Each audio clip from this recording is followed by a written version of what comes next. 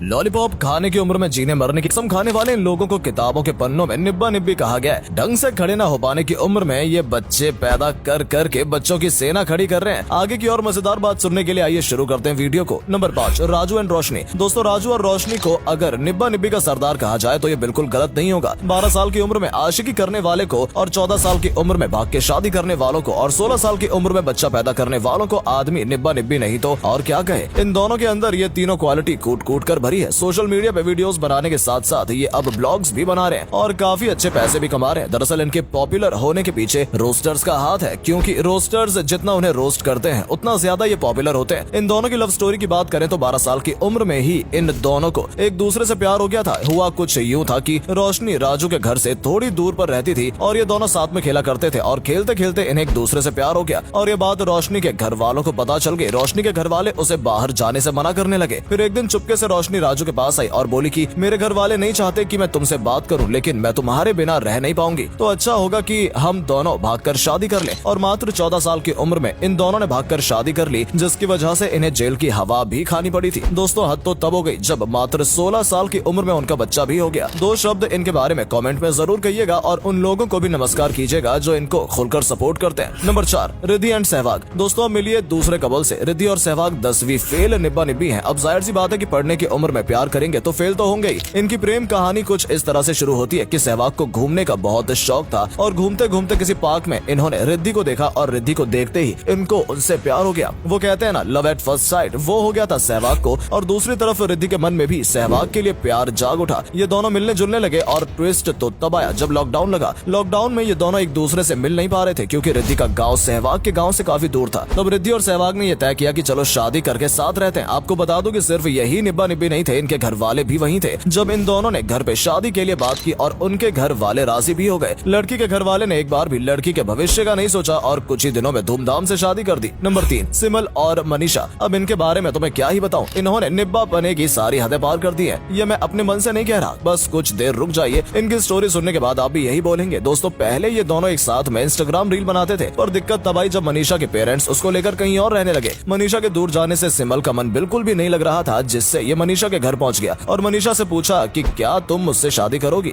अब जैसे ही मनीषा ने हाँ कहा तो सिमल ने पॉकेट से सिंदूर और मंगलसूत्र निकाला और उसे लगा दिया। मतलब ये भाई पूरी तैयारी के साथ गए थे। सिमल के ये सब करने के बाद मनीषा के पेरेंट्स गुस्सा नहीं हुए, बल्कि उन्होंने ये कहा कि सिमल अब तुम्हारा पति है और तुम्हें अब इसी के साथ जाना होगा और इसी के घर में रहना होगा, मतलब कुछ भी। इसके बाद ये दोनों साथ में रहने लगे, लेकिन मनीषा कुछ ही दिन बाद सिमल के घर से भाग गई और अपनी दीदी के देवर रोहित के साथ रहने लगी और कुछ समय बाद उनसे शादी कर ली। जितनी जल्दी शादी उतना जल्दी भागी, ऐसे लोगों के साथ ऐसा ही होता है। नंबर 1, सुनील एंड गुड़िया। दोस्तों, इस निब्बा निब्बी की कहानी भी उसी तरह है जैसे बाकियों की थी, मानो जैसे इन लोगों की कोई अलग प्रजाति हो। इस निब्बा निब्बी की कहानी ये है कि ये दोनों एक ही गांव में रहते हैं, जिससे इनका मिलना जुलना लगा रहता था। ये दोनों साथ में कई बार मिले, जिससे दोनों को एक दूसरे से प्यार हो गया। प्यार होने के बाद शादी के लिए इन दोनों ने अपनी फैमिली वालों से बोला, पर कम उम्र होने की वजह से इनके घर वालों ने साफ मना कर दिया। पर इन्हें तो आशिकी 4 मूवी बनानी थी, तो अपने प्यार को पूरा करने के लिए इन्होंने भागकर शादी कर ली। इस समय ये दोनों एक दूसरे के साथ रहते हैं और इतना ही नहीं, ये लोग मम्मी पापा भी बन चुके हैं। तो 2 शब्द जरा इनके लिए भी कमेंट में छोड़ते हुए जाइएगा।